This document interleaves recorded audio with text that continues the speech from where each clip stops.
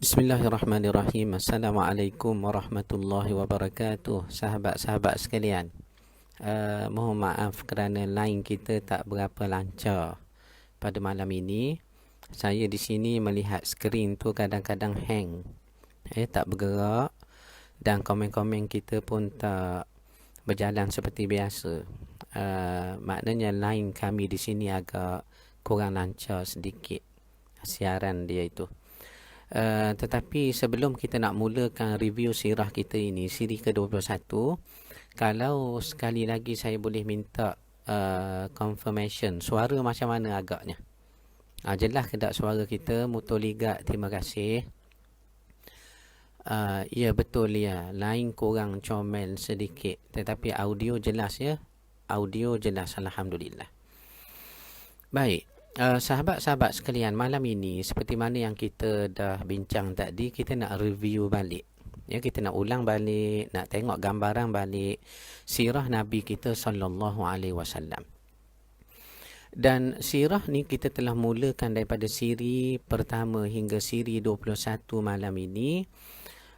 Selama hayat baginda sallallahu alaihi wasallam 60 tahun.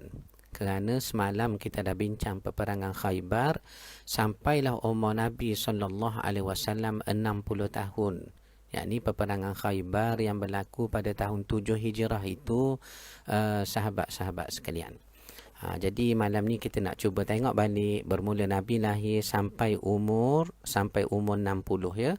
Sampai umur 60 tahun 7 Hijrah berlakunya Khaybar, peperangan Khaybar, dan perkahwinan Nabi dengan Ummul Mukminin Safiyah itu. Baik. Pertamanya, bila sebut kelahiran Nabi SAW ini, ulama tidak sepakat. Ni kita nak mula dari awal ni Cikgu Din ya, daripada kelahiran Nabi. Cuba tengok nota yang sudah disalin. Tengok balik nota sudah disalin tu, kita nak ulang balik dari Nabi lahir sampailah umur Nabi 60 tahun yang kita bincang semalam peperangan Khaybar. Sebab tu kita kata review sirah pada malam ini ya. Baik. Adapun kelahiran sallallahu alaihi wasallam ini tidak disepakati oleh ulama. Ada yang kata Nabi lahir pada 2 Rabiul Awal, ada yang kata Nabi lahir pada 8 Rabiul Awal, ada yang kata Nabi lahir pada 9 Rabiul Awal, ada yang kata Nabi lahir pada 10 Rabiul Awal. Tetapi pendapat yang paling masyhur di sisi ulama, Ka'bah, Cikgu Din, Maliman, tak lain tak bukan ialah 12 Rabiul Awal. Walaupun ulama tidak sepakat akan kelahiran Nabi ni bila, maka mereka memilih pandangan yang paling masyhur ialah Nabi dilahirkan pada 12 Rabiul Awal itu. Tetapi ulama masih sepakat mengatakan Nabi lahir hari Isnin, waktunya subuh, tahunnya gajah. Dan kelahiran Nabi ni kalau kita ikut sejarah Mekah Ma'ani, ia sebenarnya bertepatan selepas 40 tahun jatuhnya sebuah kerajaan syirik yang pernah memerintah Mekah. Kerajaan ini dikenal dalam sejarah Mekah namanya Kerajaan Anusyarwan. Kerajaan Anusyarwan Maliman. 40 tahun sebelum Nabi lahir, jatuh dulu satu kerajaan syirik yang pernah memerintah Mekah. Kerajaan itu namanya Anusyarwan. Ataupun kata sejarah Mekah, Nabi kita lahir selepas 25 tahun peristiwa banjir besar mari menenggelamkan Mekah. Banjir besar ni besarlah. Namanya banjir Arim. Tu disebut dalam sejarah Mekah, dalam tarikh Mekah. Ya, banjir Arim. Terlalu besar. Ia menenggelamkan kota suci Makkah, termasuk merosakkan struktur binaan Kaabah. Tu yang Kaabah dibina pula kali kedua tu. Ketika umur Nabi kita sallallahu alaihi wasallam 35 tahun yang akan kita bincang bila sampai masanya nanti. Ni baru kelahiran Nabi. Tengoklah macam mana kita nak review sampai umur Nabi 60, ni baru start Nabi nak lahir. Baik. Maka kata ulama tadi kita ingat ya, 40 tahun sebelum kelahiran Nabi, jatuh dulu sebuah kerajaan syirik yang pernah memerintah Mekah namanya Kerajaan Anusyarwan. Kedua, Kedua, katanya juga Nabi lahir selepas 25 tahun peristiwa banjir besar, banjir Arim menenggelamkan Makkah. Menenggelamkan Makkah, merosakkan struktur binaan Kaabah. 25 tahun sebelum Nabi lahir itu banjir itu datang, banjir Arim. Selepas tu baru Nabi lahir. Ataupun kata riwayat Nabi kita lahir selepas 50 hari. Menurut pendapat pertama, ada pendapat lain kata selepas 55 hari, lebih kurang 2 bulan lah. Selepas 2 bulan. Serangan tentera bergajah dari Yaman yang berhajat nak runtuhkan Kaabah tu. Tetapi belum sempat masuk Mekah pun. Tak usik Kaabah pun. Di Wadi Muhassir mereka diazab oleh Allah Subhanahu Wa Taala. Tu yang kita baca suratul Fil tu Cikgu Din. Ya, alam tara kaifa fa'ala rabbuka bi ashabil fil?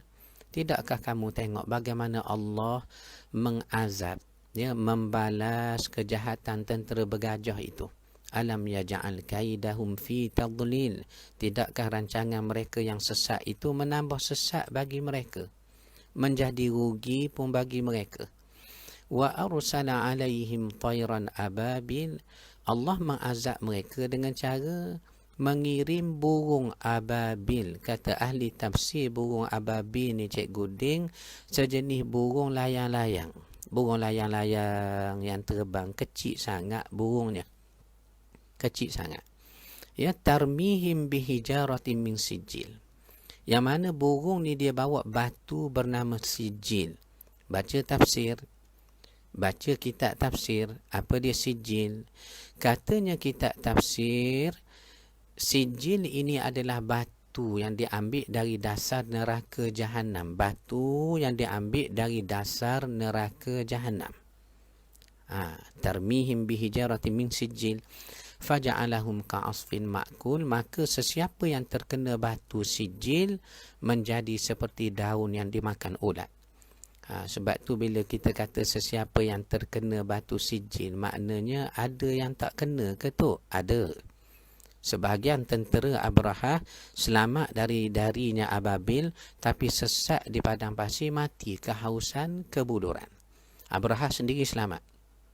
Ia sempat balik ke negaranya Yaman, tetapi kata syair Arab di dalam sirah ini, bila sampai di ibu kota Yaman, dadanya terbelah, kedua-dua tangannya hancur, jadilah ia seperti anak ayam yang dilapah-lapah.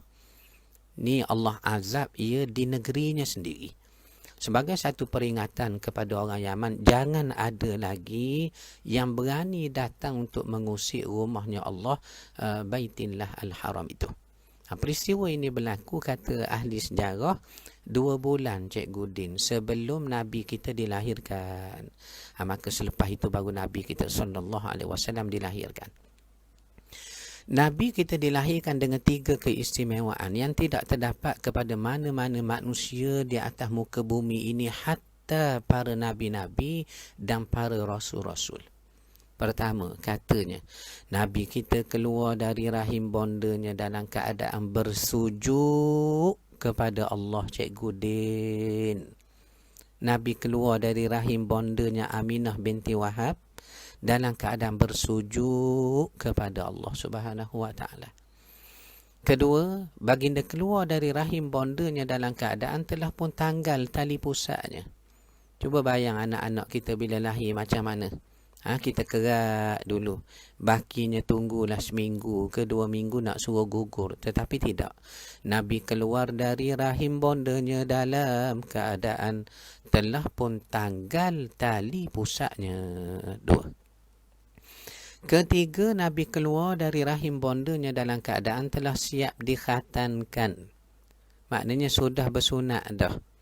Tetapi ada pandangan lain mengatakan soal Nabi keluar dari rahim bondanya dalam keadaan sujud kami terima. Soal Nabi keluar dari rahim bondanya dalam keadaan telah tanggal tali pusat pun kami terima. Tetapi kalau kata Nabi keluar dari rahim bondanya dalam keadaan telah pun berkhatan, kami tidak terima, kerana ada riwayat lain mengatakan bahawa baginda keluar dalam keadaan belum berkhatan, Kemudian baginda dikhatankan oleh datuknya Abdul Muttalib ketika umur Nabi 7 hari atau seminggu itu. Dan inilah budaya orang-orang Arab dan orang-orang Yahudi, saudara mereka daripada sulbi yang sama, bin Ishaq bin Ismail, sedangkan Ishaq dan Ismail bin Ibrahim alaihi salam. Maknanya budaya Yahudi dengan Arab sejak dulu lagi pun. Mereka khatankan bayi mereka ni Cikgu Din, Pablo, Adi dalam umur 2 minggu ke bawah. Kita baca kitab-kitab orang Kristian tu, Bible tu. Bukan nak buat dalil sangat, nak buat perbandingan. Ada 4 gospel terkenal dalam New Testament, Ahdul Jadid, perjanjian baru. Apa disebut? The Gospel of Saint Matthew, Mark, Luke and John. Kalau dalam Bible Arab, ni ada di labah kita di Bible Arab yang dipanggil Al-Kitabul Muqaddas. Bible Arab disebut apa dia? Injil Mata wa Injil Markus, Injil Luqa wa Injil Yohana. Matthew, Mark, Luke and John. Dia ada cerita tentang Isa bin Maryam dilahirkan dari rahim Maryam. Kemudian bila sudah dilahirkan, ia dikhatankan, disunatkan. Sebagaimana tradisi orang Yahudi. Nabi Isa ni orang Yahudi. Bondanya Maryam, wanita Yahudi yang salihah. Ia dikhatankan ketika umur 11 hari. Ini nak menunjukkan kepada kita, Cikgu Din, Arab kah, Yahudi kah, dia berkhatan awal. Maka sebab itulah setengah Ahlus Siyar kata, soal riwayat kata Nabi keluar dalam keadaan sudah bersunat, kami tak terima. Sebab ada riwayat lain mengatakan baginda dikhatankan oleh datuknya Abdul Muttalib ketika umur seminggu. Ini tradisi orang Arab. Ini tradisi orang Yahudi pun yang mengkhatankan bayi mereka dalam umurnya 2 minggu ke bawah. Sebab tu saya kata dah, Cikgu Din, yang jenis berkatang bersunat lambat ni tempat kita saja, Cikgu Din. Tempat kita lambat yang ada Cikgu Kasman. Kadang-kadang umur 38 tahun baru bersunat. Allah, lambat sangat tu ya. 42 tahun baru nak bersunat, lambat ya. Ni saya buat contoh nak tunjuk apa dia, lambat kalau tempat kita. Tetapi riwayat mengatakan Nabi dikhatankan dalam umur 7 hari. Dan kita dah belajar dah hadis tentang akikah. Ya, hari ke-7 kita akikah. Kita isytihar nama, kalau nama dah ada. Kita cukur rambut anak kita, timbang dengan penimbang, tengok nilai yang harga, benda yang paling bernilai, emas lah kita kata, bersedekah Nabi kata. Maka kalau kita belajar malam ini, kita bersetuju dengan riwayat mengatakan Nabi dikhatankan ketika umur 7 hari oleh datuknya Abdul Muttalib, atau nama sebenarnya Abdul Muttalib itu Syaibah. Maka barangkali bolehlah kita ambil satu istimbat kefahaman. Apa dia? Kita khatankanlah anak cucu kita yang baru lahir umur 7 hari itu. Ini seakan-akan satu istimbat, satu kefahaman melalui sirah untuk kita terjemah dalam hidup kita. Ini sewaktu ini Nabi baru lahir. Orang pertama menyusukan Nabi siapa? Bondanya. Orang kedua menyusukan Nabi ialah Suwaibah, hamba perempuan milik Abu Lahab, Cikgu Ding. Bilanya Suwaibah menyusukan Nabi, makna dia ada susu. Bila dia ada susu, makna dia sedang menyusukan juga. Betul. Suwaibah menyusukan anaknya sendiri yang bernama Masruh. Maka Nabi dengan Masruh ni adik-beradik susuan. Ya, dan orang ketiga menyusukan Nabi SAW tak lain tak bukan, iaitulah Halimah binti Abu Zu'aib, satu orang perempuan wanita yang kerja dia mengambil upah menyusu bayi. Ia datang daripada kabilah Bani Sa'ad bin Bakr, Cikgu Din ya. Bani Sa'ad bin Bakr. Cuba tengok balik nota yang disalin. Kalau saya tersilap sebut, tolong betulkan. Kalau saya tersilap sebut, tolong betulkan di bawah komen kita itu. Di samping tengok balik nota yang sudah ditulis sejak siri pertama dahulu. Saya cuba membacakan daripada ingatan dengan kehendak Allah. Mudah-mudahan. Jadi orang ketiga menyusukan Nabi itulah Halimah binti Abu Zu'aib, datang dari kabilah Bani Sa'ad bin Bakr. Oleh kerana Halimah binti Abu Zu'aib ia datang daripada kabilah Bani Sa'ad bin Bakr, maka ia lebih dikenali dengan nama Halimah Sa'adiyah. Cikgu Din, Zulkifli Abu Mansur, Ilyasima Ekong. Betul. Sekarang Datuk live di mana ni? Dalam rumah saya, di maktabah saya, di pustaka saya, alhamdulillah. Ni apa ni, sewaktunya Nabi SAW baru dilahirkan. Dan tempoh Nabi disusukan oleh Halimah Sa'diyah adalah tempoh paling sempurna. Seperti Al-Quran sebut, wal walidatu yurdi'na auladahunna haulaini kamilaini liman arada an yutimma ar-radha'ah. Itulah tempoh penyusuan yang paling sempurna bagi satu orang bayi kalau nak sempurnakan. Liman arada an yutimma ar-radha'ah, yang nak sempurnakan ingat, nak sempurnakan penyusuan, ialah tempoh 2 tahun. Haulaini kamilaini, 2 haul yang sempurna, Cikgu Ding, ya. 2 haul, yakni 2 tahun. Habis 2 tahun, Halimah minta dengan Aminah nak jaga lagi lah anak ini kerana berkat sangat. Berkat, Cikgu Ding, Nabi. Kalau kita baca dalam sirah, apabila baginda dibawa balik ke perkampungan Bani Sa'ad bin Bakr, kampung tu jadi hijau, jadi subur. Halimah nak perah susu, suaminya Abu Kabsyah namanya, nak perah susu tiap-tiap pagi, kantung susu tu penuh sokmo. Penuh sokmo dengannya, subhanallah, dengan susu. Ini berkat Nabi SAW. Tu Halimah minta dengan Aminah, saya nak jaga lagi. Saya nak jaga lagi, puan, anak ini berkat sangat. Maka Halimah diizinkan oleh bonda Nabi Aminah untuk menjaga Nabi dalam fasa yang kedua, yakni 2 tahun lagi. 2 tahun pertama disusukan sempurna. Liman arada an yutimma ar-radha'ah. Diminta lagi nak jaga sambung kerana berkat, diberi pula, ditambah perjanjian 2 tahun lagi, sehingga umur Nabi 4 tahun. Apa berlaku? Umur Nabi 4 tahun ketika Nabi bermain dengan kanak-kanak sebaya, datang Jibril membelah dada Nabi. Nabi dibelah dada, Cikgu Ding, kita dah belajar.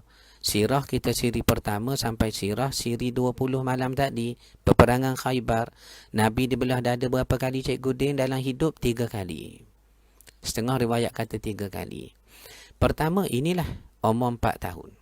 Kedua, malam Isra' Mi'raj di sisi Hijir Ismail. Ketiga, malam Isra' Mi'raj juga, tapi di Masjidil Aqsa sebelum dikendaki Allah untuk dinaikkan ke hadratnya menerima kefarduan solat. Di umur 4 tahun Nabi dibelah dada, menyebabkan Halimah dan Abu Kabsyah suaminya ketakutan. Dia kata, kita hantar baliklah. Bimbang berlaku lagi perkara-perkara yang tidak diingini. Maka Nabi mula dihantar balik ketika umur 4 tahun atau 5 tahun. Kata Ahlus Siyar, our scholars dalam bidang sirah. Maka bila buat balik Nabi, bermulalah era Nabi dijaga semula kembali ke pangkuan bondanya Aminah binti Wahab.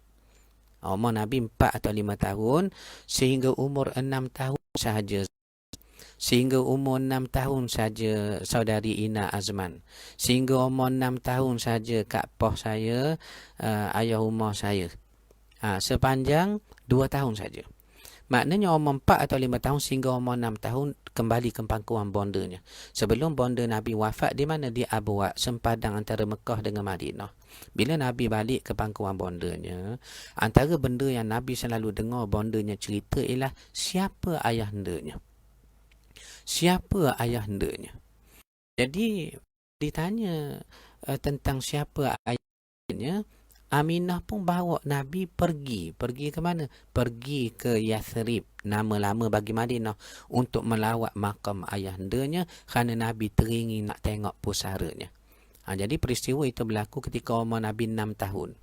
4-5 tahun balik ke bondanya, selalu dengar cerita tentang keistimewaan Abdullah bin Abdul Muttalib, anak terbaik milik Abdul Muttalib, anak yang dinazarkan oleh Abdul Muttalib untuk disembelih kepada Tuhan Kaabah. Tetapi nazar ini insya-Allah kita akan cerita di masa yang lain kerana kita nak review saja, Cikgu Din. baru umur 6 tahun. Malam ni kita nak perabi umur Nabi 60 tahun. Ada 54 tahun lagi sirah yang kita nak sebut sepanjang-panjang malam ini dengan kehendak Allah Subhanahu Wa Taala. Baik. Jadi bila Nabi dibawa ke Yathrib, yang membawa Nabi bondanya Aminah, ditemani oleh pengasuh Nabi Ummu Aiman. Ummu Aiman ni adalah hamba abdi berkulit hitam, milik bonda Nabi Aminah. Ummu Aiman ni bila sahaja wafat bonda Nabi, diwariskan pada Nabi. Tetapi akhirnya Nabi merdekakan Ummu Aiman Cikgu Din dengan cara mengahwinkan Ummu Aiman dengan anak angkat. Nabi SAW ialah Zaid bin Harisah. Maka bila berkahwin dengan Zaid itulah dapat cucu angkat Nabi, Usamah bin Zaid bin Harithah. Ini kita akan cerita sampai masanya nanti. Ummu Aiman ni antara orang yang menangis sangat-sangat pada hari wafatnya Rasulullah sallallahu alaihi wasallam. Menangis Ummu Aiman. Maka sahabat bertanya, kenapa engkau menangis sangat pada hari Nabi wafat? Dia kata, pertama betul aku sedih sebab berpisah dengan Rasulullah sallallahu alaihi wasallam. Tetapi yang menyebabkan aku lebih sayu dan menangis sangat-sangat tidak lain tidak bukan apabila wafatnya baginda, bermakna terputuslah hubungan wahyu dengan kita. Kita pun tak boleh tengok, tak boleh dengar dah wahyu turun. Allahu Akbar.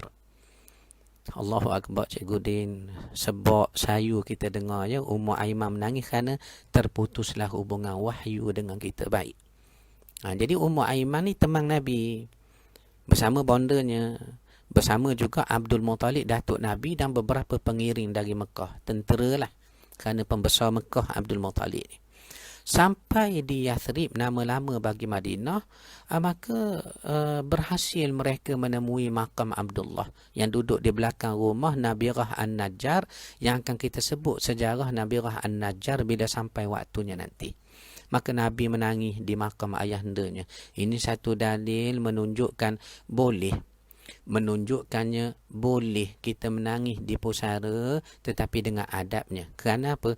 Menzahirkan kesedihan kerana mahabbah, sayang kepada orang tua, sayang kepada guru-guru, sayang kepada sahabat yang soleh. Ini satu fitrah manusia dalam keadaan sedih. Ketika Ibrahim bin Muhammad, putera Nabi yang paling bongsu, anak dengan Maria Qibtiyah itu, meninggal sewaktu lahir di Madinah, Nabi menangis. Tetapi Nabi kata, kami tidak mahu berkata apa-apa tentang wafat perginya kamu Ibrahim. Kami mengadu pada Allah Subhanahu Wa Taala akan kesedihan kami. Tengok tu ya, Cikgu Din ya. Lalu bila pergi ke Yathrib, Nabi menangis di pusara ayahandanya. Ini satu dalil boleh, harus kita menangis di pusara orang tua kita dengan adabnya. Kemudian Aminah tengok alangkah baiknya duduk di Yathrib biar sebulan, supaya Nabi SAW pulih emosinya dan nak kenalkan ahli keluarga yang ramai di Madinah. Macam mana Nabi boleh ada ahli keluarga ramai di Madinah? Macam mana Abdullah boleh wafat di Madinah? Tidakkah Abdullah orang Mekah? Betul. Tetapi ayahanda Abdullah, datuk Nabi Abdul Muttalib, orang Madinah. Ibu Abdul Muttalib nama Salma. Kita dah sebut dah ni Cikgu Din. Cikgu Din ingat tak semalam kita sebut Ustazah Salma mengajar bahasa Arab kita di sekolah Arab Kuala Berang dulu. Salma tu rupanya nama Mak Abdul Muttalib, yakni moyang Nabi.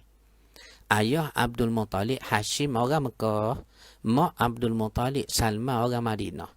Sebab itu Abdul Muttalib ada harta yang diwarisi daripada keluarganya di Madinah, pembesar Madinah. Maka Abdullah wafat di Yathrib, nama lama bagi Madinah, sebab jaga harta Abdul Muttalib ayahnya di Yathrib di Madinah. Faham dah sikit sebanyak situ ya? Faham dah.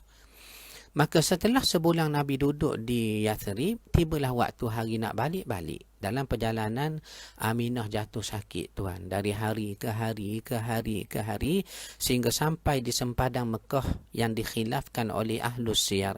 Apakah Abuak tu lebih dekat dengan Madinah kah? Ataupun Abuak tu lebih dekat dengan Mekah kah? Wafatnya bonda Nabi di Abuak. Maka Nabi menangis, menguruskan jenazah bondanya. Kata Ahlu Siyar, seakan-akan baru semalam Nabi dengar tentang ayahandanya dari bondanya, tetapi hari ini telah hilang bondanya.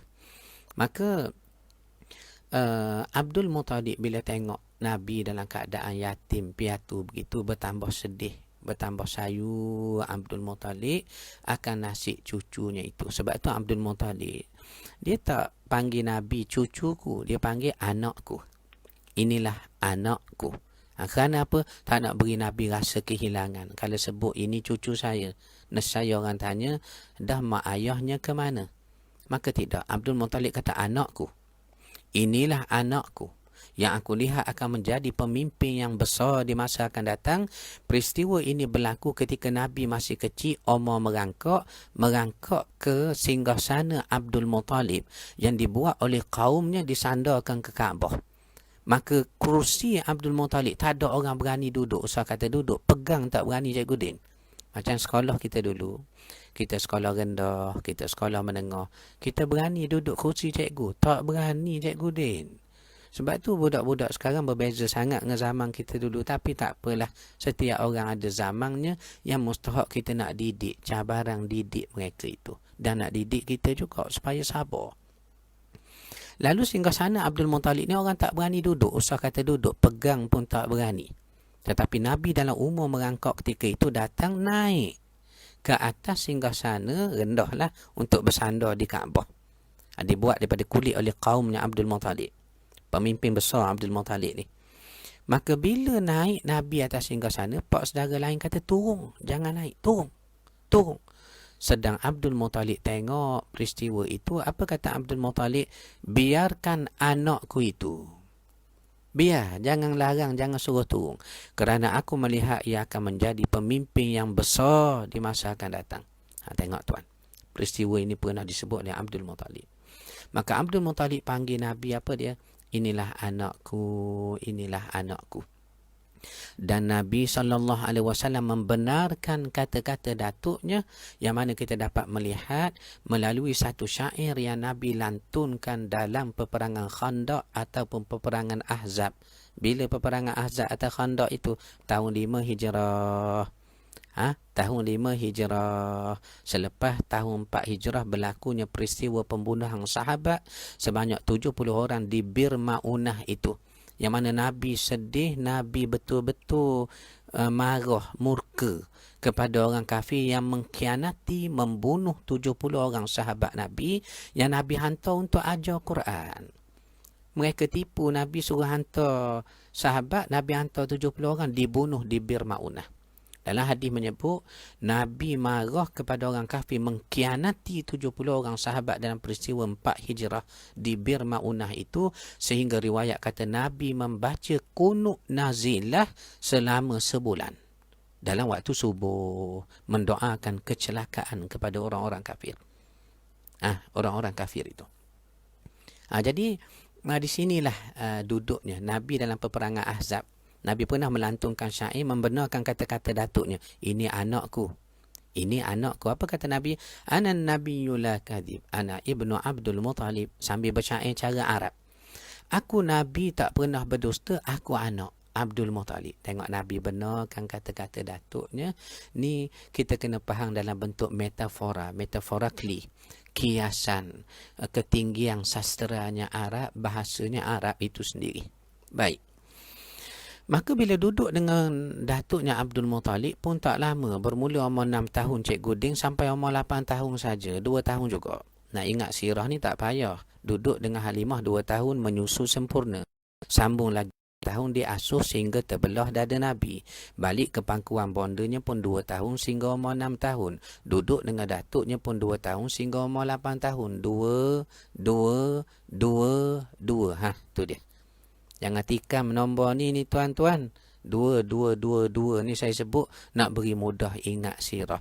Ingat tu satu benda yang kita nak amal itu paling mustahak. Cikgu Din ya. Baik. Ni umur Nabi 8 tahun wafat datuknya Abdul Muttalib. Kita nak ceramah ni, kita nak berkuliah, kita nak review sirah ni sampai umur Nabi 60. Ni baru 8 tahun, ada 52 tahun lagi Cikgu Din. Tak apa. Kita ikhtiar, kita tawakal pada Allah, kita baca sirah Nabi kita sallallahu alaihi wasallam. Mudah-mudahan kita dapat syafaat ya Allah. Ya Allah, ya Allah syafaatlah dengan Nabi kita. Dengan Nabi kita sallallahu alaihi wasallam. Baik. Ini umur 8 tahun. Maka 8 tahun itulah Abdul Muttalib wafat, riwayat kata umur 87 tahun. Maka dikatakan kepadanya Abu Talib, anaknya. Abdul Muttalib sempat pesan kepada Abu Talib. Apa dia? Jagalah anak saudaramu ini, jagalah. Maka Nabi diwasiatkan berpindah penjagaannya oleh Abu Talib, bapa saudara Nabi. Dan dengan Abu Talib paling lama Cikgu Din. Berapa tahun Abu Talib, bapa saudaranya itu, adik kepada ayahandanya Abdullah itu, 42 tahun. Jangan lupa Cikgu Din tengok nota yang dah ditulis. 42 tahun. Nabi dijaga bermula umur 8 tahun sehingga umur 50 tahun. Cuma cara jaga tu berbeza lah Abang Azizi. Lihat. Kalau waktu kecil cara kecil, bila besar dicari isteri, bila besar lagi dilindungi daripada ancaman kaumnya. Ni cara Abu Talib menjaga Nabi dalam fasa umur 8 tahun sehingga umur 50 tahun. Sehingga umur 50 tahun. Bila sampai kepada peristiwa ini, teringat saya satu peristiwa berlaku dalam halaqah di Masjidil Haram. Satu orang ulama namanya Syekh Abdul Rahman Al-Jalani, seingat saya, ketika itu beliau mengajarnya sirah Nabawiyah. Maka beliau bertanya kepada hadirin-hadirin, dia kata, siapa yang tahu di sini berapa lama Nabi duduk dengan Abu Talib dijaga? Tahu macam mana Cikgu Din? Kehendak Allah, kita tak cerdik, tak pandai, terasa nak ambil pahala, nak ambil bahagian dalam pengajian itu. Maka saya angkat tangan, saya kata, Syekh, selama 42 tahun. Dia kata, dari mana? Min Malaysia, daripada Malaysia. Tak kabarlah Kuala Berang, Ulu Terenung, bawah pokok binja dekat rumah ayaku Tua Bulang. Tak kabarlah daripada Terenung, daripadanya Malaysia. Maka dia ambil buku, beri hadiah. Memang begitu semua dalam halaqah Masjidil Haram, halaqah Masjidin Nabawi, dibuatnya teka-teki fiqh kah, mengikut subjek yang kita ambil jadual dalam masjid. Kita ikuti, dengar. Kalau tak faham pun tak apa, Cikgu dia ambil berkat dalam majlis ilmu. Nak rasa terduhang sayap malaikat, tutup kepala orang yang belajar dan menadah ilmu. Maka kitab itu sampai sekarang masih ada di maktabah kami. Ada di maktabah kami, hadiah, kenangan dalam hidup menyertai soal jawab tentang sirah itu. Baik. Ya. Lalu dengan Abu Talib paling lama, 42 tahun Cikgu Din, bermula umur 8 tahun. Okey, bila masuk umur Nabi 8 tahun, ini era Nabi dalam jagaan Abu Talib. Baik, selepas itu ada disebut umur Nabi 10 tahun berlaku kemarau yang sangat dahsyat di Mekah Cikgu Din. Sangat dahsyat, sangat dahsyat. Yang mana kemarau ini menyebabkan unta pun mati. Unta payah nak mati Cikgu Ding. Dalam bonggol dia ni ada air. Sehingga riwayat kata mati unta, orang yang kebuluran, orang Mekah kehausan, potong bonggol unta, ambil air cedok, minum di dalam. Ayahku Tuan Bulan, betul. Apa ni, Abang Mak Fitanah, tok sepupu saya tu. Ayahku Tuan Bulan kita tu. Ingat ya? Ingat sangat ayahku Tuan Bulan. Baik. Jadinya dikerak bonggol, diambil air di dalam bonggol, minum. Menunjukkan apa? Kemarau dahsyat. Unta mati bergelimpangan. Orang pun susah sekali. Susah sekali. Maka Abu Talib sebagai pemimpin Mekah, dia nak selesai macam mana? Dia ambil bomoh daripada Syam. Bomoh perempuan daripada Syam, nak berjampilah. Ya, di Mekah tu. Nak berubahlah caranya mereka lah. Maka dia berubat tak turun hujan. Sehingga Abu Talib membawa Nabi kita sallallahu alaihi wasallam umur 10 tahun. Umur 10 tahun. Bawa Nabi ke Kaabah, riwayat kata ditanggal baju Nabi, dilekapkan di dinding Kaabah. Makna Nabi membelakangkan Kaabah sebab Nabi menyandar di Kaabah. Tak ada baju, seluar pakaian adalah bawah bajunya. Kemudian Abu Talib mengadap Nabi, anak saudaranya, disela jarinya ke jari baginda begini. Saya buat contoh ya. Begini.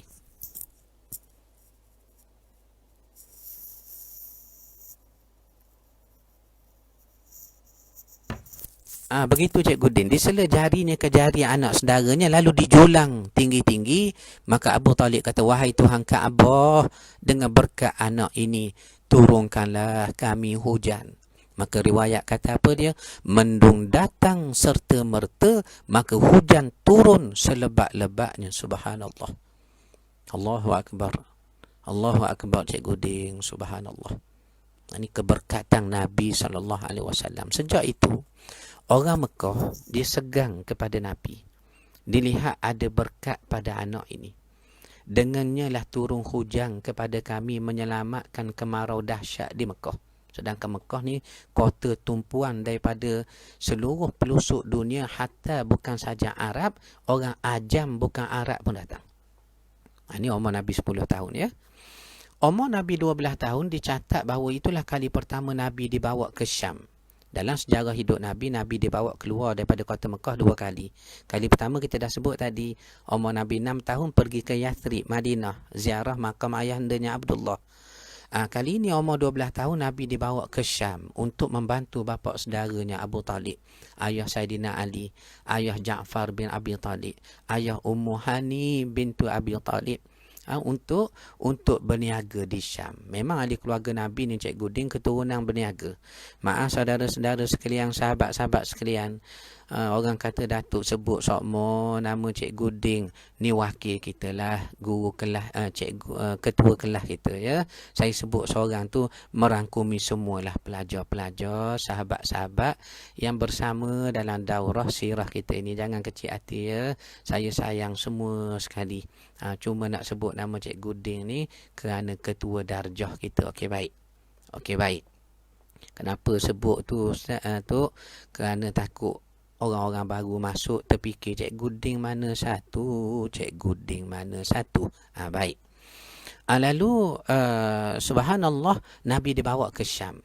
Waktu bawa ke Syam itulah awan menaungi rombongan kabilah Abu Talib, menyebabkan satu orang pendeta Nasrani nama Buhairah kah, ni disebut dalam sirah, Bahirah kah atau Jarjis kah. Buhairah, Bahirah, Jarjis, boleh baca belaka lah. Ia melihat awan menaungi satu kabilah, dia tahu ada Nabi dalam kabilah ni. Ni nak menunjukkan kepada kita, benarlah yang kita belajar baru ni. Apa dia? Tanda kenabian dikenal oleh ahlul kitab, Yahudi baik, Nasrani baik kepada Nabi, bukan saja kenal sebab nama. Al-Quran kita sebut, Ya'ti min ba'dismuhu Ahmad. Seakan-akan nak khabar apa pada kita? Dalam kitab dahulu, nama Muhammad dan Ahmad ada disebut dalam kitab mereka.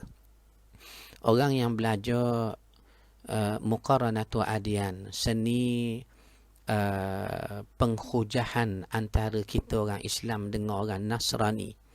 Ada banyak karya-karya disusun oleh ulama kita.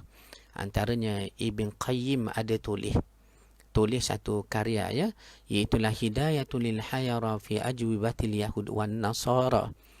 Hidayah lil Hayara fi ajwibatil Yahud wan Nasara. Menjawab kebingungan Yahudi dan Nasrani. Dan banyak lagi. Antaranya ulama-ulama besar karang.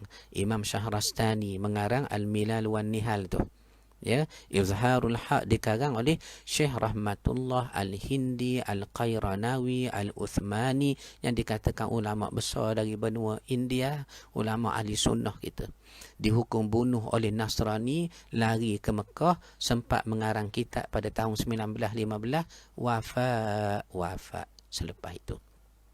Beliau mengarang kitab Izharul Haq. Alhamdulillah pun ada di maktabah kita dengan kehendak Allah. Ya Allah. Alhamdulillah ya Allah. Baik. Jadinya bila dia melihat apa ni awan menaungi kabilah, dia tahu ada Nabi. Diturunnya daripada rumah ibadatnya. Rumah ibadat Yahudi, synagogue. Setengah riwayat kata kanisah, gereja. Bagi orang Nasrani, gereja kanisah. Walaupun Nabi Isa tak beribadat di gereja. Tapi bagi ahlul kitab Yahudi, dia beribadat di synagogue. Synagogue ni macam biara lah synagogue dia. Maka dia turun, berhasil dia lihat Nabi, dia kata, siapa ni Abu Talib? Abu Talib kata, dia anakku. Abu Talib jawab macam ayahandanya Abdul Muttalib. Dia kata, anak saya. Maka jawabnya Buhairah atau Bahirah atau Jarjis, mana mungkin anak kamu? Terkejut Abu Talib. Macam mana awak tahu bukan anak saya? Ini kan kali pertama awak jumpa saya, bahkan tengok beliau. Dia kata, mana mungkin Nabi akhir zaman seorang yang bukan yatim. Kerana telah termaktub, ahlul kitab baca, tengok tanda, isyarat bahawa Nabi akhir zaman ni sifat dia yatim. Tengok kebenaran Nabi ya, SAW. Saya tak nak panjangkan di situ, kita nak review saja. Walaupun ada riwayat-riwayat yang menarik untuk kita sentuh, tapi anggaplah ni kita nak sepintas lalu saja. Ini kali pertama Nabi diramal, dilihat tanda kenabian oleh pendeta Nasrani Bahirah atau Buhairah atau Jarjis. Nabi diramal nak jadi Nabi berapa kali Cikgu Din? 3 kali. 3 kali. Ini ketika umur 12 tahun di Syam. Umur 25 tahun di Syam juga oleh pendeta Nastura ketika memperdagangkan barang-barang Khadijah ditemani Maisarah itu. Kali ketiga olehnya pendeta subhanallah Waraqah bin Naufal, umur Nabi 40 tahun tu. Ni kita akan sampai fasanya nanti. Baik, zaman remaja Nabi tidak dicerita banyak, melainkan Nabi mengambil upah, survive hidup, berdikari, jaga ternakan orang Mekah dan jaga barang-barang berharga orang Mekah. Orang Mekah bila nak keluar dari Mekah, dia tinggalkan, titipkan barang-barang berharga kepada Nabi SAW. Nak menunjukkan Nabi ni benar, jujur. Sebab tu Nabi digelar selain dari Al-Amin, Nabi juga digelar As-Siddiq yang benar. Al-Amin yang amanah sangat-sangat. As-Siddiq yang benar. Yang benar. Baik. Kemudian dicatatkan ketika umur Nabi 15 tahun. Nabi menyertai peperangan pertama Cikgu Din. Ina. Umur 15 tahun. Peperangan ini dikenang dalam sejarahnya peperangan Al-Fijjar. Yang mana Nabi bukan memanah musuh, bukan bermain pedang. Nabi ambil anak panah, pasang pada batangnya, mata anak panah, dihulu kepada Hamzah, bapa saudaranya. Abbas, bapa saudaranya. Abu Talib, bapa saudaranya. Ini ketika umur Nabi 15 tahun, baginda menyertai peperangan pertama di Makkah, itulah peperangan Al-Fijjar. Baik. Dan zaman remaja Nabi dicatat satu peristiwa, baginda pernah rasa nak tengok orang bersuka-suka di Mekah. Bersuka-suka di Mekah. Kerana kawan yang bersama dengan Nabi gembala ternakan, dia kata, boleh tak engkau melihat ternakan aku nak pergi ke kota Mekah, orang Rom datang, orang Parsi datang buat permainan, buat pertunjukan. Maknanya Cikgu Ding, seakan-akan macam kita di Ulu Terengganu Kuala Berang lah Cikgu Ding, Kak Poh Kuala Berang kita. Kak Poh ya, ingat masa kecil-kecil dulu, bahkan arwah Tok Nyang saya, Tuan Syarifah, Tuan Tengah Syed Abdul Qadir Ali Yahya, sebut semua. Sebut apa dia? Kadang kita ni bila orang bandar mudik mari ke Kuala Berang, Ulu Terengganu ni, dia bawa mainan, main rodak, main mokyung, main menora. Ni zaman dulu kita tak dang. Tapi zaman kita Cikgu Din dang juga. Padang Astaka tu. Orang main dikir, barak, wayang kulit, mainan dari bandar turun ke kampung kita. Bahkan wayang penerangan, ingat tak Cikgu Ding? Wayang penerangan ingat tak Cikgu Ding? Yang kita lapik dengan selipar, duduk tengok layar tu. Lalu kawan Nabi kata, tengokkanlah binatang ternakan aku nak pergi ke Mekah. Maka Nabi tengok. kawan baginda pergi ke Makkah, balik cerita kepada baginda. Apa kesukaannya, apa hiburannya. Terlintah di hati Nabi, terasa nak pergi tengok juga. Maka esoknya Nabi minta sahabatnya jaga sekejap ternakan, Nabi pergi ke Mekah. Tetapi apa berlaku? Riwayat kata Allah memerintahkan Jibril menidurkan Nabi SAW sehingga Nabi tak tengok perbuatan-perbuatan lara dan lalai seperti itu. Ni nak kabarnya baginda SAW dijaga, dididik oleh Allah supayalah menjadi Nabi itu akhlaknya contoh terbaik, uswatun hasanah dan lainnya. Baik. Dan awal 20-an barulah Nabi SAW mula diambil kerja oleh jutawan Mekah, iaitulah Khadijah radhiyallahu anha. Khadijah ni jutawan Mekah adik. Khadijah ni jutawan Mekah ni Roslina saya. Punya kayanya, kata riwayat, baca dalam manaqib biografi Khadijah ya. Kekayaan Khadijah di kota Mekah ialah 1/3 kekayaan kota Mekah miliknya Khadijah. Allah cikgu ding. Kaya subhanallah, kaya sangat. Kaya sangat cikgu ding, ya Allah, kaya. 1/3 kekayaan kota Mekah milik Khadijah. Sebab tu Khadijah boleh berniaga di Syam. Umar Nabi 25 tahun memperdagangkan barang-barang Khadijah di Syam. Kenapa di Syam? Jangan lupa baca tafsir. Li'ilafi Quraisy ilafihim rihlatash shita'i was-sayf فليعبدوا رب هذا البيت الذي أطعمهم من جوع وآمنهم من خوف. Baca cara lama sekali tu. Baca lagu Hijazi lama sikit tu. Aku rasa kita orang-orang lama ni, kita minat sanjung sangat orang lama ni, Cikgu Ding. Apa disebut Cikgu Ding? Apa disebut Cikgu Ding? Telah banyak kami beri mudah kepada orang Quraisy. Antaranya mereka diberi aman, diberi keuntungan ketika berniaga dalam 2 musim. Musim syita, musim sejuk. Was-saif, musim panas. Musim panas. Maknanya 2 musim ini orang Quraisy diberi nikmat oleh Allah, berniaga, untung, aman dalam perjalanan. Maka di mana mereka berniaga tu? Mereka berniaga di Syam. Habis musim balik import barang Syam, balik jual di Mekah. Masuk musim tahun depan ambil barang Mekah, ekspor ke Syam. Makna Syam, ayanda cikgu saya, sahabat saya Faiza daripada Bukit Mulia, Syam adalah empire perniagaan. Tidak semua orang boleh berniaga di Syam. Tengok, tadi Abu Talib pergi ke Syam ya. Kita baca sejarah lebih lama, Hashim meninggal di Gaza, Filastin. Di Gaza, Filastin. Ia berhenti di Madinah, berkahwin dengan Salma. Ia meneruskan perjalanan nak berniaga di Syam. Maknanya, perniagaan Hashim besar. Perniagaan Abdul Muttalib besar. Perniagaan Khadijah besar. Besar sebab Syam empire perniagaan. Hanya company yang listed sahaja boleh berniaga di Syam. Kalau kita nak jual durian, minta maaf, di Syam tak diterima orang Cikgu Ding. Dihambat balik kita ni. Kenapa? Dia company listed. Sebab tu kalau kawan-kawan, walaupun kita nampak pakai baju singlet, pakai seluar begitu saja, tak, kita kata jual durian kot.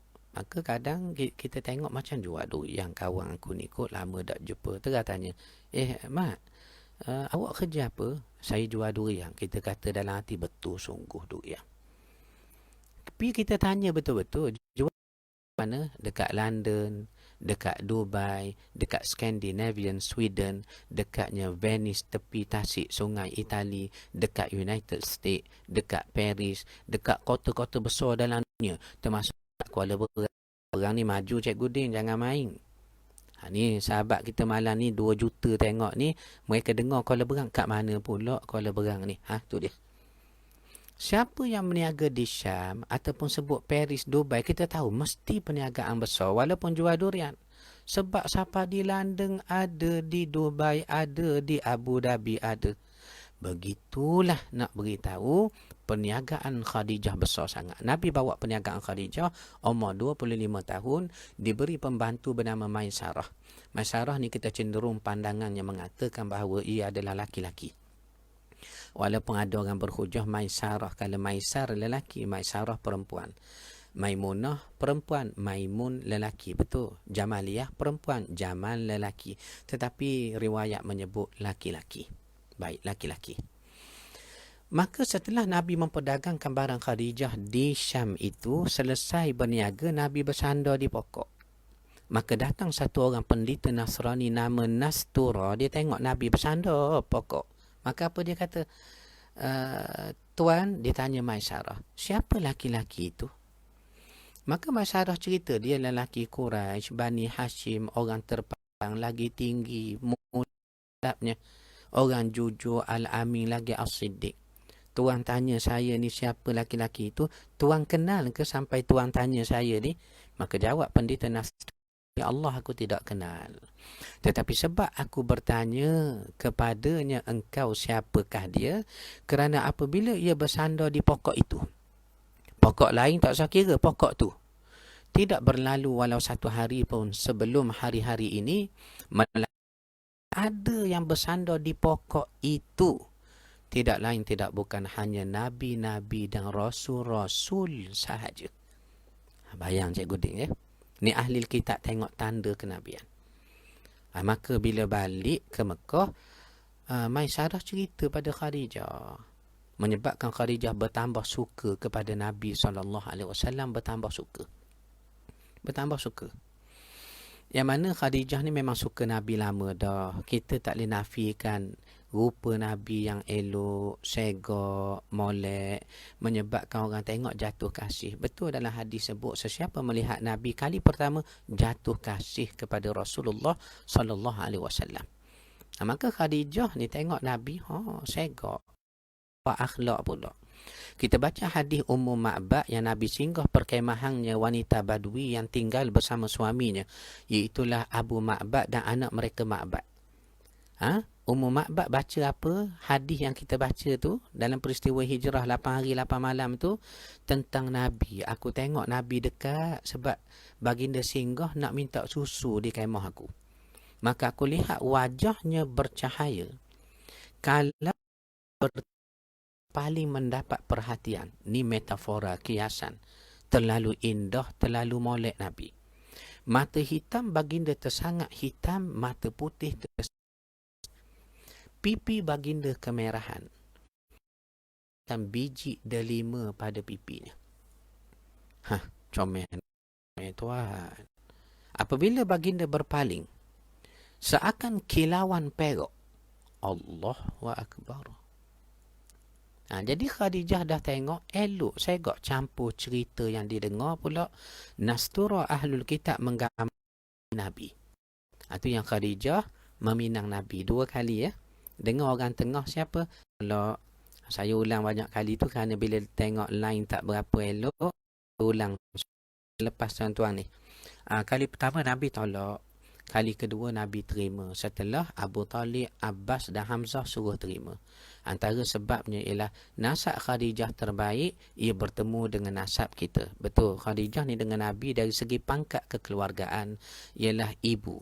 Maknanya mak 3 pupu dari segi pangkat keluarga. Kerana Datuk Khadijah bertemu nasab dengan moyang Nabi Hashim. Dengan moyang Nabi Hashim, keturunan yang berkat Quraisy, Bani Hashim. Maka sahabat-sahabat sekalian, berkahwin Nabi SAW dengan Khadijah sebulan selepas pulang daripada memperdagangkan barang Khadijah di Syam tadi. Ini Nabi berkahwin dengan Khadijah. Sungguh pun begitu, walaupun Khadijah pinang Nabi, Nabi beri maharnya kepada Khadijah dalam perkahwinan ini. Riwayat kata 20 ekor unta yang masih muda belia, baka terbaik Cikgu Din, baka merah. Baka merah Cikgu Din. 20 ekor unta diberi kepada Khadijah sebagai meraihkan kedudukan, kehormatan Khadijah. Atas dasar inilah kita kena ambil satu istimewa fik munakahat, dalam nikah kahwin.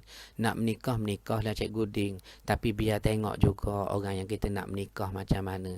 Kalau kedudukannya sekian, biar kita raih sikit kufunya. Tu yang Nabi mula-mula tolak kerana rasa tak layak dengan Khadijah. Makna perbuatan Nabi menjadi satu tunjuk ajar kepada kita, panduan pada kita. Maknanya kufu perlu ditengok.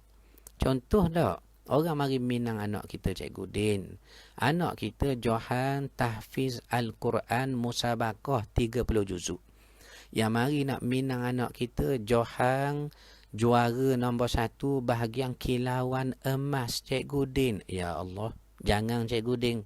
Jangan terima. Kerana tak sekufu. Soal Johan belaka. Jangan terima.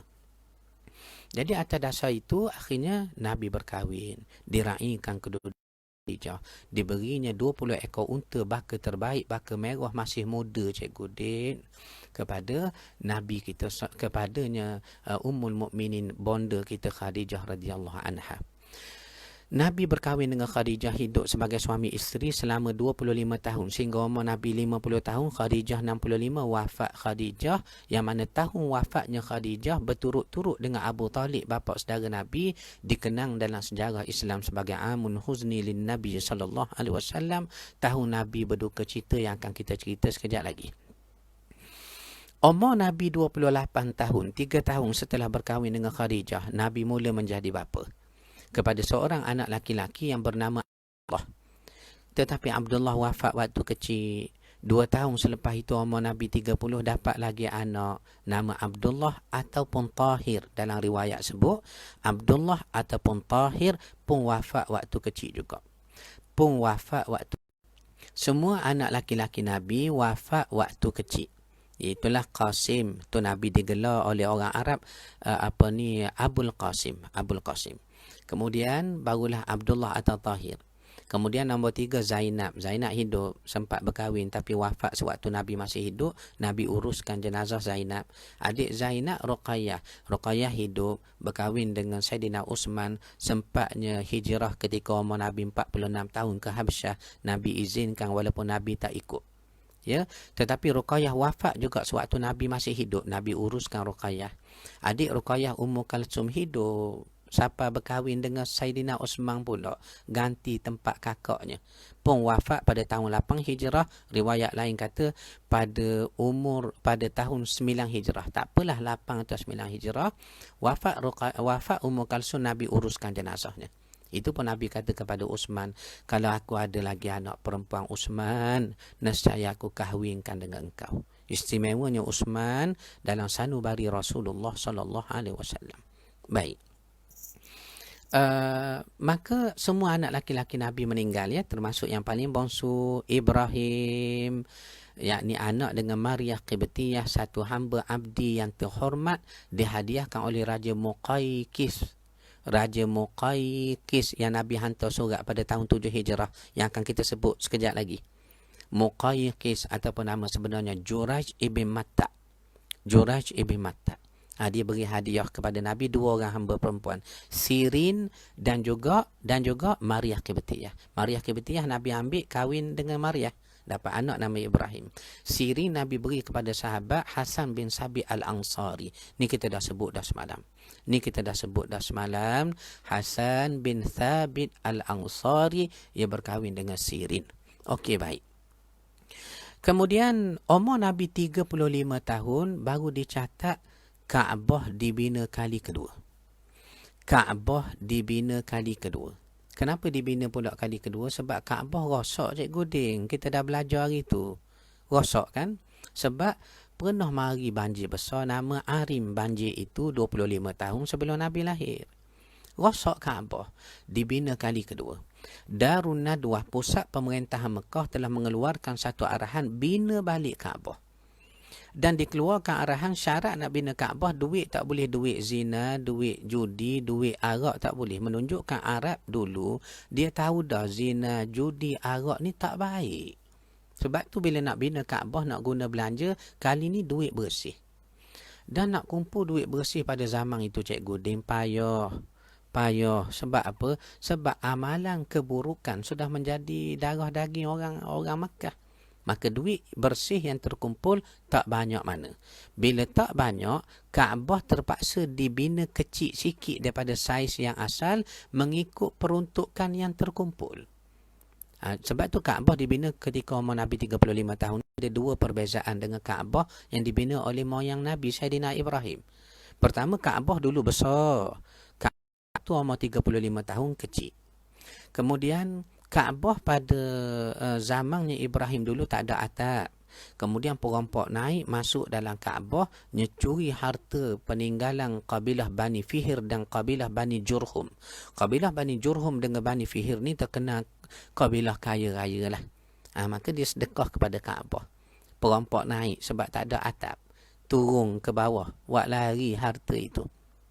Tu umur Nabi 35, Kaabah dibina dengan dua perbezaan, dikecilkan saiznya dan mula diletak atap. Kerana nak mengelak orang mencuri merampok tu. Ni Cikgu Din rupanya orang curi duit masjid, duit surah, duit balasah. Lama dah sejarahnya cerita orang curi duit Kaabah. Ni sejarah orang curi duit masjid ni. Ibaratnya begitulah. Jadi bila Kaabah dibina ni oleh seorang jurutera daripada Rom, Cikgu Din. Namanya, subhanallah, namanya Bakun. Juru membina Kaabah ketika umur Nabi 35 tahun diimport dari Rom, namanya Bakun. Dialah yang bina balik. Berlaku peristiwa peletakan Hajarul Aswad yang telah kita maklum, saya tak nak ulas. Cuma bila Kaabah sudah baru, orang Mekah masih lama, masih berdusta depan Kaabah. Masih lagi bernazar, sembelih, syirik di depan Kaabah, menyebabkan Nabi dicampur Allah dalam jiwa Nabi perasaan berkecamuk. Tengok orang Mekah serabut rasa. Tu yang Nabi SAW mula terasa mahu bersendirian. Bermula umur 37 tahun. Sehingga umur 40 tahun. Nabi bertahanus. Nabi berkhalwah. Di mana Cikgu Din? Di Gua Hira.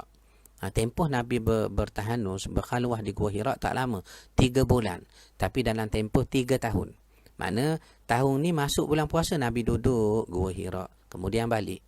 Tahun depan masuk puasa, Nabi duduk Gua Hira. Kemudian balik. Sehinggalah 3 bulan dalam tempoh 3 tahun. Umur 40 tahun datangnya kerasulan kepada baginda, yang mana riwayat kita dah baca sebelum kerasulan datang, Nabi terlebih dahulu menerima wahyu dalam bentuk mimpi 6 bulan berturut-turut. Ni kita dah sebut riwayat itu, sehingga tercetusnya hadis yang telah kita hurai dan syarahkan pun. Nabi kata mimpi yang benar itu adalah 1 bahagian dari 46 bahagian kenabian. 1/46 bahagian kenabian. Ni kita dah ulah hadis itu.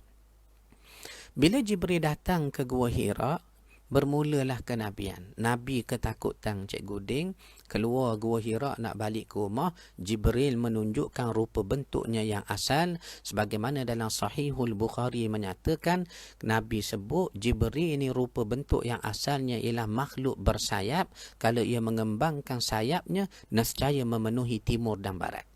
Maka Jibril tunjuk antara kaki bukit ke kaki langit tu. Kaki bukit ke kaki langit tu. Ditunjuk Jibril rupa bentuknya yang asal. Dan bila Nabi balik, Nabi ketakutan. Rozi, Nabi ketakutan. Adik Rozi saya, adik Azlinda Abu Bakar, Nabi ketakutan. Bila Nabi balik, Nabi kata selimutkan aku, Khadijah tunggu Nabi. Akhirnya Nabi cerita pada Khadijah. Esok Nabi dibawa bertemu dengan pak sepupu Khadijah. Tengoklah tafsir, tengoklah sirah, ada sedikit perbezaan riwayat. Sepupukah, pak sepupukah, tak apalah. Maka Waraqah bin Naufal ni ahlul kitab. Allah mentakdirkan kebaikan yang banyak padanya. Sempat ia menyalin isi Taurat, walaupun sudah diselewengkan, dia berprinsip dengan Taurat yang benar. Dalam Taurat ni ada larangan makan khinzir, Cikgu Din, jangan main-main. Orang Yahudi tak makan khinzir. Ada disebut dalam kitab Leviticus Imamah. The Book of Leviticus Imamah. Apa dia kata? Jangan makan babi ataupun khinzir. Jangan makan khinzir. Tu dia. Begitu juga sebab tu sembelihan ahlul kitab kita boleh makan. Kita boleh makan. Ni kelebihan Allah Ta'ala beri kepada orang Islam, kepada kita. Hatta makanan mereka seperti kosher. Kosher tu yang dibuat oleh Yahudi, disembelih, boleh. Anak perempuan mereka kita kahwin, boleh. Syaratnya Muslim laki-laki, perempuan ahlul kitab. Tak boleh laki-laki ahlul kitab, kita pula orang puan Muslim. Tak boleh. Tak boleh baik. Lalu Waraqah bin Naufal pun menggambarkan bahawa apa yang datang kepada Nabi di Gua Hira itu adalah namus. Adalah namus yang pernah datang kepada Musa. Maknanya Jibril lah. Walhal dalam seni berbanding orang-orang ni percaya melalui kitab Bible mereka itu. Kalau sebut namus ni tak lain tak bukan ialah kitab Taurat. Kerana konongnya ada Nabi Isa bersabda kepada Bani Israel, jangan kamu menyangka aku datang untuk menghapuskan namus, melainkan aku datang untuk menyempurnakannya. In bracket, terjemahan mudahnya, jangan kamu sangka aku datang nak hapuskan Taurat yang kamu beriman tu. Sampai kamu reject, tak terima aku ni, walaupun aku Yahudi juga. Aku datang nak sempurnakan. Nak sempurnakan apa ni ajaran itu. Ni disebut dalam kitab-kitab mereka. Baik. Maka katanya Waraqah bin Naufal, inilah tanda kenabian. Maka Khadijah kata pada Nabi apa dia? Aku berharap engkau menjadi Nabi bagi umat ini. Menjadi Nabi bagi umat ini. Maka bermula ke Nabi yang umur Nabi 40 tahun. Ada lagi lebih kurang 20 tahun nak sampai umur Nabi 60. Tunggu tuan-tuan, tunggu. Tunggu ni kita panggil review ya, kita belajar balik sambil tengok nota kita itu. Nabi berdakwah secara diam-diam bermula umur 40 hingga umur 43 tahun Cikgu Ding. Di rumah Al-Arqam Abil Arqam ya, sehingga turun perintah Allah suruh dakwah secara terang-terangan. Apa ayatnya? Surah Asy-Syu'ara. Balik karang tengok. Surah Asy-Syu'ara. Apa disebut oleh Allah? Wa anzir ashiratakal aqrabin. Wa anzir ashiratakal aqrabin. Berilah peringatan kepada kaum kerabatmu. Maka dengan sebab itulah Nabi SAW mendapat isyarat perintah dari Allah kena dakwah secara terang-terangan. Bila Nabi dakwah secara terang-terangan, orang Mekah mula mendustakan Nabi walaupun sebelum itu mengatakan Nabi ni Al-Amin, As-Siddiq. Inilah dialog antaranya Raja Kaisar Rom dengannya Abu Sufyan. Apakah orang ini suka menipu? Abu Sufyan terpaksa bercakap betul. Dia tak pernah menipu. Dia dikenali Al-Amin As-Siddiq di kalangan kami. Tengok. Orang kafir memperakui kebenaran Nabi. Tetapi setelah Nabi bawa risalah ini, mereka mendustakan. Hamba abdi di kalangan mereka dipaksa keluar Islam. Saidina Uthman awal masuk Islam dibungkuh dalam kulit oleh pak saudaranya sendiri, dilayu, disalai atas api. Bayangkan. Bilal bin Rabah dibaringkan di atas bara api di atas padang pasir. Sumayyah adalah wanita pertama, bahkan umat Nabi SAW yang pertama syahid di kalangan kita ini. Keluarga Yasir. Tekanan menyebabkan umur 46 tahun Nabi mengizinkan orang Islam hijrah tinggalkan Mekah pergi ke Habasyah. Nabi tak ikut, tapi Nabi izinkan. Riwayat kata tak ramai, 12 orang pergi. Ada riwayat kata 80 orang lebih. Diketuai oleh menantu lagi sahabat Nabi, Saidina Uthman bin Affan, dan wanita diketuai oleh puteri Nabi, siapa? Ruqayyah ketika itu. Ruqayyah belum wafat lagi. Sebelum Ummu Kalsum menggantikan tempat kakaknya, berkahwin dengan Uthman juga. Nabi suruh. Sempat mereka hijrah. Tetapi Nabi walaupun tak pergi, apa Nabi buat Cikgu Din? Kita dah belajar dah ni. Kita review balik je. Nabi masuk ke dalamnya Masjidil Haram, pergi dekatnya Kaabah, cari orang-orang kafir, didapati oleh Nabi orang kafir tengah makan minum, Cikgu Din. Makan minum, berehat. Maka Nabi baca Al-Quran kepada mereka secara mengejut. Nabi baca surah apa? Surah An-Najm. Surah An-Najm. Wan najmi idha hawa ma dhalla sahibukum wa ma ghawa wa ma yantiku anil hawa in huwa illa wahyun yuha. Sampai habis ayat. Menyebabkan orang kafir tak sempat tutup telinga atau bangun lari. Mereka kagum dengan bacaan Nabi. Tenggelam dalam ketinggian, kesastraan, keindahan, keelokan Al-Quran. Sehingga apabila Nabi baca ayat terakhir, fasjudu lillahi wa'budu, hendaklah kepada Allah kamu ibadat dan sujud. Maka Nabi sujud, semua orang kafir sujud, menyungkur sujud bersama Rasulullah sallallahu alaihi wasallam.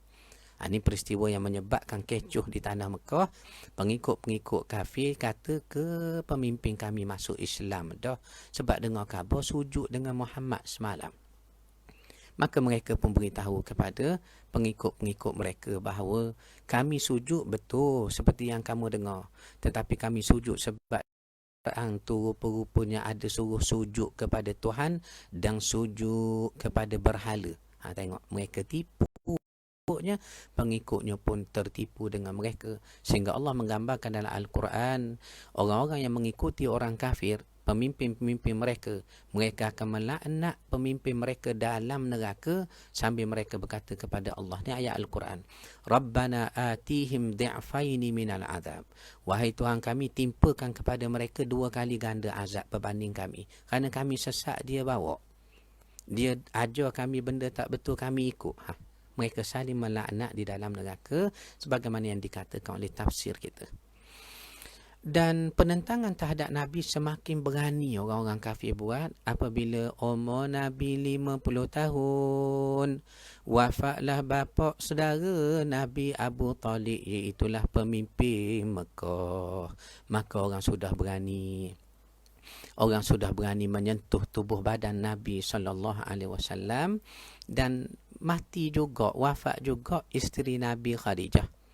Isteri Nabi Khadijah wafat juga. Bila wafat Khadijah, selang 3 hari wafat Abu Talib. Riwayat ada kata Abu Talib dulu wafat, kemudian barulah Khadijah, menyebabkan Nabi SAW mengalami tahun kesedihan. Itu umur Nabi 50. Dikatakan tahun Nabi berduka cita kerana kehilangan 2 tonggak dakwah, iaitulah Abu Talib bapa saudaranya, kemudian Khadijah. Ada riwayat Khadijah meninggal dulu 3 hari selepas itu atau 2 bulan selepas itu diikuti bapa saudara Nabi Abu Talib. Maka orang kafir sudah berani menghalau Nabi, ganggu Nabi, sentuh tubuh badan Nabi. Riwayat kata ada satu orang betul benar jenis luruh dalam masyarakat Arab tu, diupah lebih kurang beberapa dinar untuk ganggu Nabi. Dicekik leher Nabi, diludah muka Nabi. Maka Nabi kata, kenapa? Dia kata, tak ada apa, aku benci kepada kamu. Tapi Nabi maafkan kerana orang jenis luruh ada dalam masyarakat. Jenis betul. Kita upah 2%, dia buat macam upah RM1, dia buat macam-macam. Ada orang jenis begitu. Diupah untuk menyakiti Nabi. Dan ketika ini jugalah Nabi melihat dakwah kepada orang Mekah belum memberi kesan. Menyebabkan Nabi berdakwah di Taif. Umur Nabi 50 tahun. Tetapi Nabi dihalau dari Taif. Nabi dibaling batu, direjam batu sehingga berdarah daripada kepala ke kaki. Apa berlaku pada Nabi SAW? Nabi keluar bersama anak angkatnya Zaid bin Harisah dalam keadaan berkebun kurma milik seorang Nasrani. Lalu penjaga kebun kurma itu orang Nasrani juga, nama dia Adas. Dialah satu-satunya peristiwa Nabi SAW berdakwah di Taif, tak lain tak bukan, iaitulah Adas yang telah kita sebut tadi. So bila balik daripada Taif, Nabi nak masuk ke Mekah, orang Mekah tak beri. Keluar daripada Mekah, keluarlah nak masuk, kami tak beri. Itu menyebabkan Nabi tertahan di pinggir Mekah, di lembah Nakhlah. 3 hari 3 malam Nabi duduk di lembah Nakhlah baca Quran. Jin datang mendengar Nabi baca Al-Quran di lembah itu. Maka jin kesemuanya memeluk Islam. Ini satu nikmat yang Allah Ta'ala beri pada Nabi. Dan peristiwa ini ada disebut di dalamnya subhanallah, di dalamnya surah Al-Ahqaf. Wa idh sarafna ilayya minal jinni yastami'una al-Quran. Kebun kurma, kebun anggur sama je. Sebab kebun kurma di celah-celah dia tanam anggur di atas. Sama saja. Baik. Kemudian sahabat-sahabat sekalian, orang yang menjamin keselamatan Nabi untuk masuk daripada lembah Nakhlah tertahan 3 hari tadi ke Mekah ialah seorang kafir pemimpin Bani Adi, Mut'im bin Adi. Ada riwayat sebut Adi bin Mishar al-Makhzumi yang telah kita bahas dari riwayat itu. Dan Adi dia bela Nabi, dia jaga Nabi, Nabi kenang sangat budinya, yang mana Nabi SAW pernah bersabda dalam peperangannya Badar. Nabi tengok tawanan kafir ramai, Nabi kata apa dia? Kalau Mut'im bin Adi masih hidup, dia datang ke medan Badar, dia minta aku lepaskan tawanan perang ini, nescaya aku lepaskan. Nabi kenang budi ya. Nabi kenang budi orang buat baik pada kita, hatta seorang kafir pun. Maka selepas itu berlaku Isra' Mi'raj kepada Nabi SAW. Baik, sahabat-sahabat sekalian, saya nak tanya, apakah boleh dengar jelas suara kita ataupun line dah sangkut-sangkut? Kalau line dah sangkut-sangkut, kita berhenti review umur Nabi 50. Maknanya tinggal 10 tahun lagi kita nak bahas malam besok. Juga review. Adakah jelas suara saya? Adakah line sangkut-sangkut? Kita nak dengar dulu ni. Kita nak dengar dulu. Sila Udin. Silakan Kak Mimi, dengar tak suara dengan jelas? Ataupun line kita tak berapa elok? Kalau tak, kita nak habis sampai ke Nabi Hijrah sahajalah. Mungkin kita sambung baki yang kita dah belajar semalam, era di Madinah, barulah kita akan sambung malam besok review itu. Sangkut-sangkut ya. Maka kita akan habis dekatnya peristiwa subhanallah, Isra' Mi'raj ini. Lain okey ya, baik. Ya, Isra' Mi'raj. Maknanya kalau sangkut-sangkut ni, dengar suara saya, dengar ke tidak? Soal rupa biarlah tak nampak pun. Dengar tak suara? Kalau dengar suara, kita nak sebut aja. Kita nak teruskan saja. Sangkut, okey, baik. Kalau begitu, eloklah kita tawakuf dulu di sini. Tak, kita tawakuf di sinilah. Oh, jelas ya. Ilyas Simaikong, jelas. Okey, baik. Okey, kita teruskan sikit. Baik. Bila sebut umur 50 tahun ini berlakunya Isra' Mi'raj kepada Nabi, ulama' tidak sepakat. Bila sebut Isra' Mi'raj, ulama' tidak sepakat. Yang mana, subhanallah, suara tak jelas ya. Okey, baik. Yang mana Isra' Mi'raj ni ulama' tidak sepakat. Berbeza pandangan mereka terhadap bilakah berlakunya Isra' Mi'raj.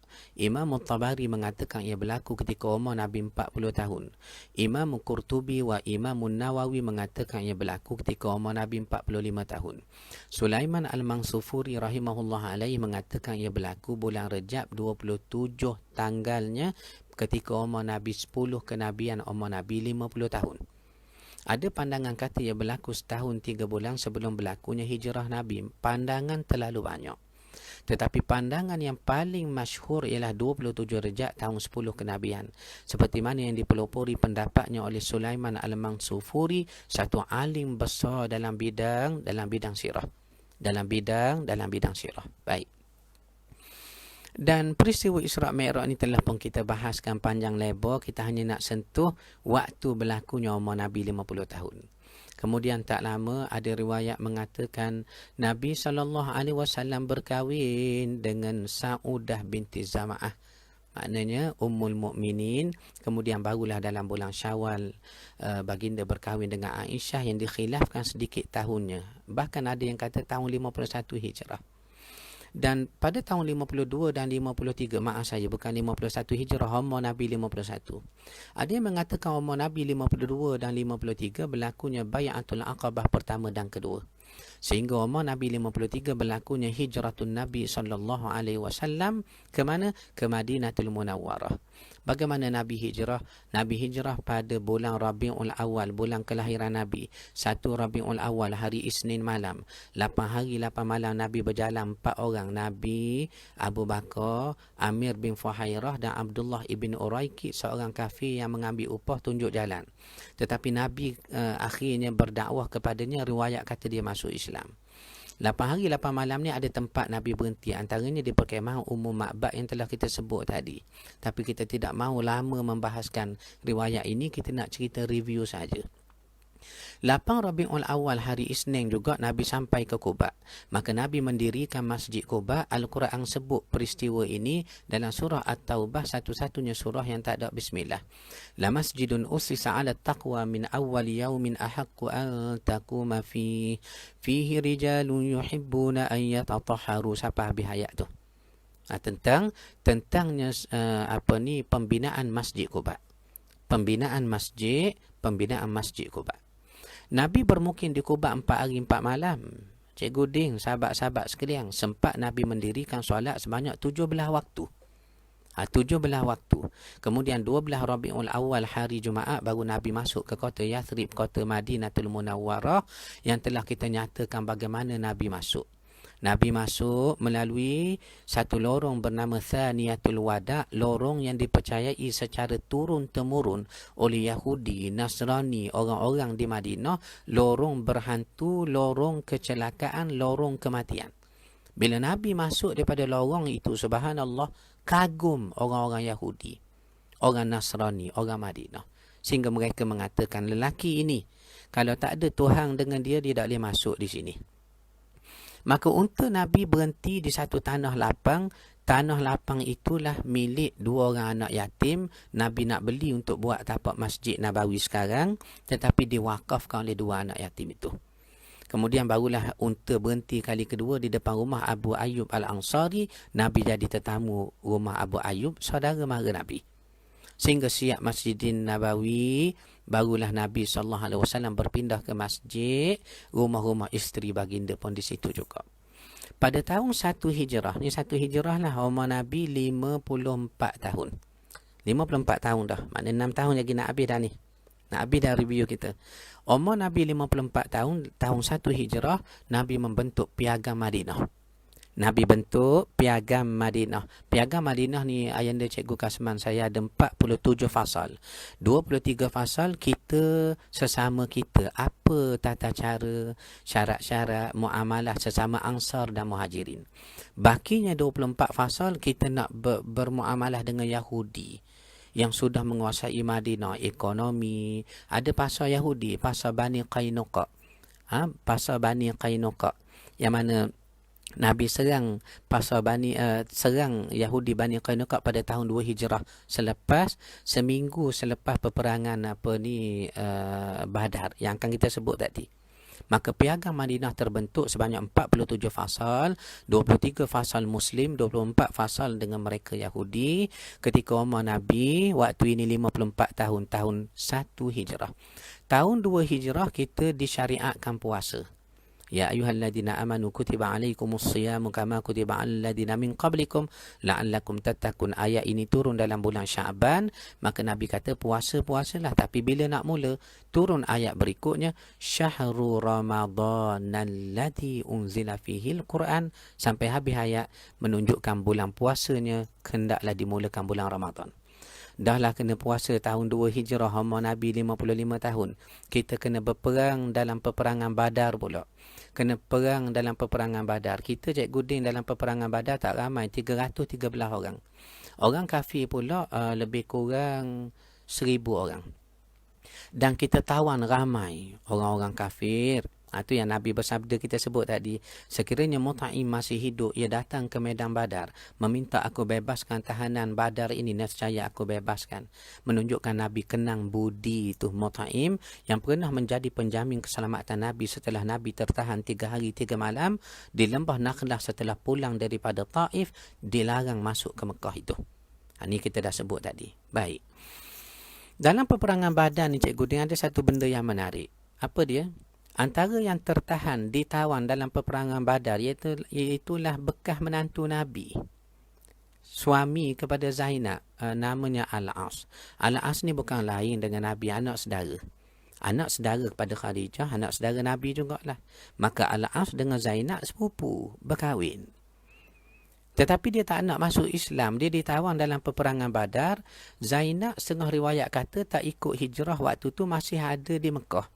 Maka dia dengar suaminya ditahan, bekas suaminya ditahan dah, dia tak balah, dia molek. Dia molek 2 orang ni, tak ada balah. Maka bila dengar ditahan, Nabi isytihar boleh tebuh tawanan kalau bayar sekian-sekian jumlah. Siapa-siapa tak ada harta, dia boleh tebuh diri sendiri dengan cara, awak pandai apa? Saya pandai membaca Rasulullah. Ajar orang Islam tak pandai baca. Mana-mana orang Islam yang dapat membaca dengan sebab dibayar cara tebusan itu, pun dibebas juga orang kafir tadi. Maka Zainab kirim satu harta untuk menebus bekas suaminya. Apabila harta itu dibuka depan Rasulullah sallallahu alaihi wasallam, menangis Nabi.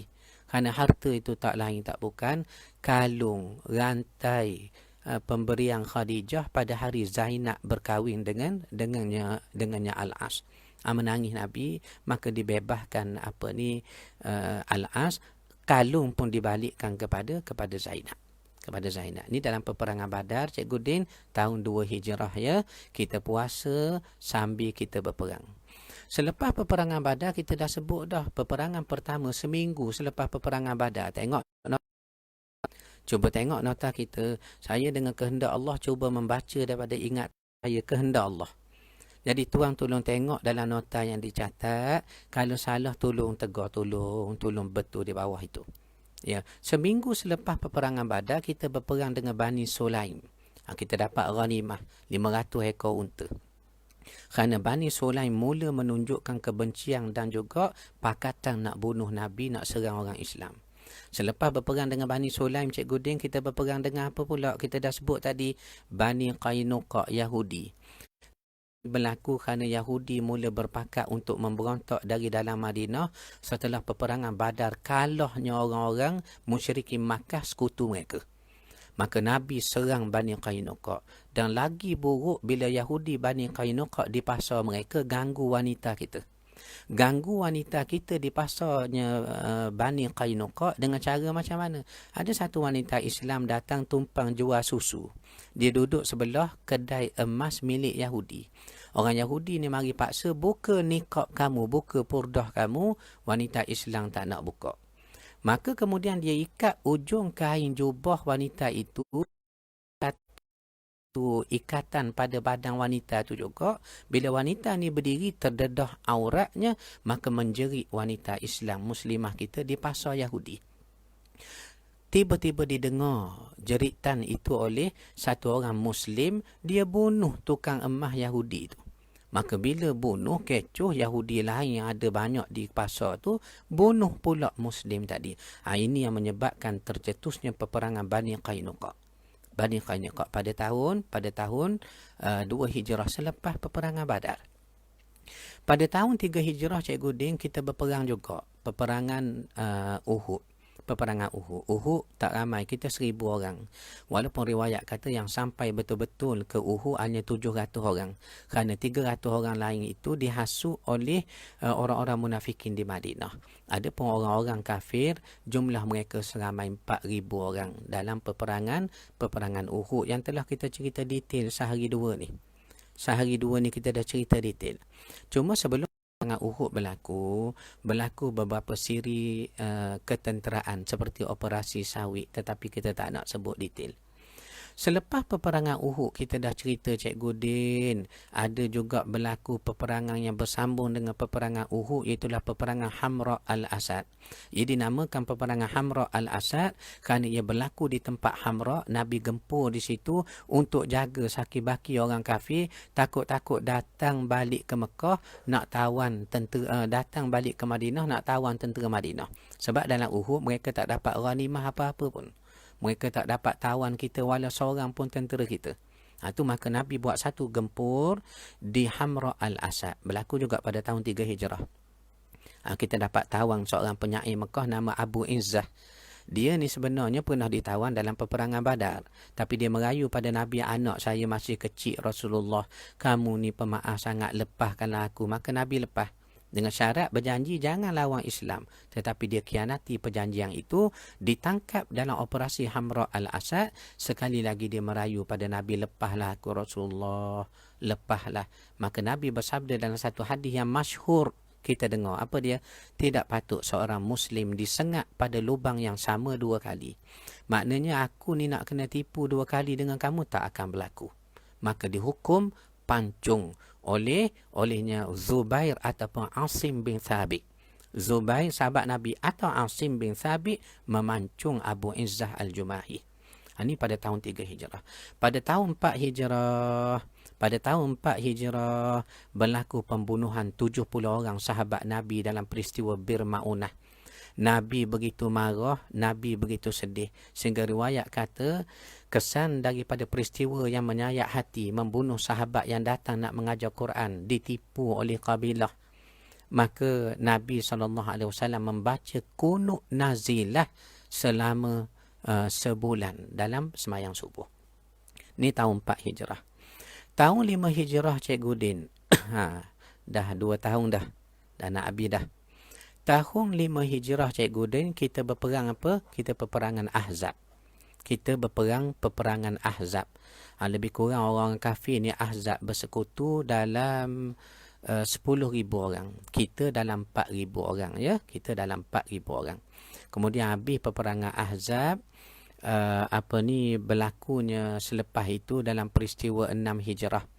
Peperangan Bani Mustalik dulu sebelum perjanjian Hudaibiyah. Dalam peperangan Bani Mustalik dalam bulan Sya'ban inilah peperangan yang Aisyah dituduh bersekedudukan dengan Sufyan ibn Mu'attal itu. Sufyan ibn Mu'attal itu yang telah kita bahas semalam. Ini kita nak review tahun saja.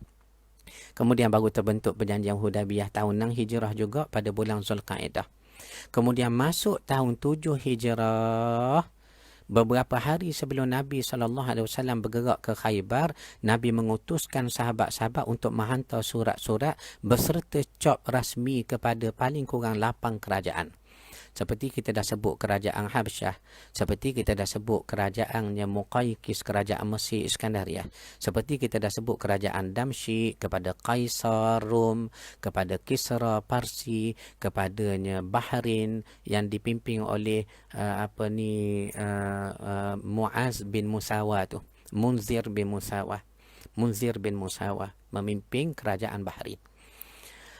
Dan berlaku peperangan Khaybar. Pada hari Nabi nak bergerak ke Khaybar tahun 7 Hijrah ni, dalam bulan Muharram datang Abu Hurairah memeluk Islam pada waktu subuh. Dan pada tahun 7 Hijrah banyak orang masuk Islam, antaranya Amr bin al-As, panglima kafir. Begitu juga Khalid ibn al-Walid.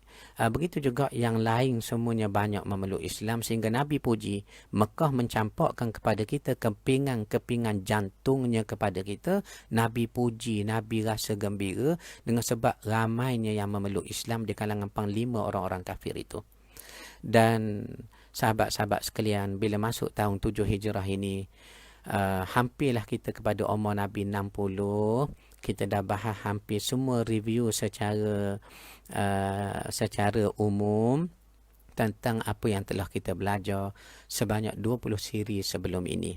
Dan jangan lupa dalam peperangan Khaybar, kita menawang kubur Khaybar dan Nabi SAW diracun oleh Zainab bintul Harith, wanita Yahudi, dengan meletak racun pada peha dan badan kambing. Nabi sempat kunyah sekali, tetapi Nabi maafkan. Walaupun Nabi tahu racun, daging kambing bercakap pada Nabi, "Aku beracun ya Rasulullah." Walaupun riwayat kata akhirnya dia dibunuh 3 hari selepas itu.